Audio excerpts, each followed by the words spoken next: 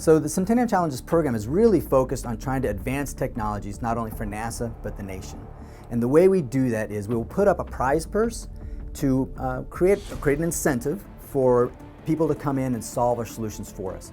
We have a competition set up. People will compete to try to win the prize money, and in that competition, we're advancing those technologies. As we do space exploration, we have many needs, and a lot of these are defined by NASA through what we call our technology roadmaps. It's like anything when you're doing exploration, you want to have a general direction of where you're going and what you're going to need to get there.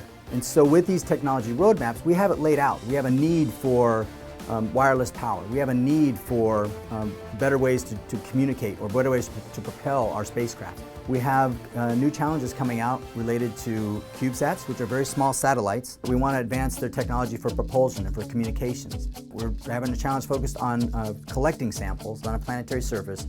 We have the Mars Ascent Vehicle Challenge, where we're using technology to be able to pick up a sample from a planetary surface, put it in a rocket, and launch it and put it in orbit, and then we can transfer it back to Earth that way.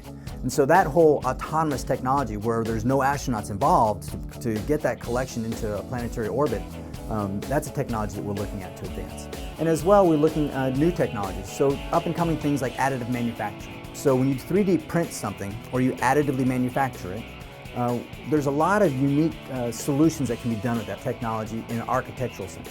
So if we're going to try to 3D print a habitat, say for an astronaut to live in on a planetary surface, how can you best use additive manufacturing? What are some creative ways to take advantage of this new construction methodology and the architectural aspects behind that? We need to explore that and use it and tap into the innovation and the creativity of a lot of the people that are out there, and we want to see what they can do to help us best use this new technology as we start doing future space exploration. So with Centennial Challenges, as we push forward in space and we try to get these new technologies that we need, we're really excited to see solutions come from unique places. And we incentivize people. We get them excited about wanting to solve these problems by holding up a prize purse and saying, hey, we need this technology in a specific area. And people come from all different sources to help solve those problems. So we get people that are makers, hackers, hobbyists, retirees, university students, high school students. We have a broad pool of competitors that will come to try to solve these problems for us. And we've done everything from electric airplanes, we've done vertical takeoff and landing vehicles, we've done a better astronaut glove, wireless transmission of power.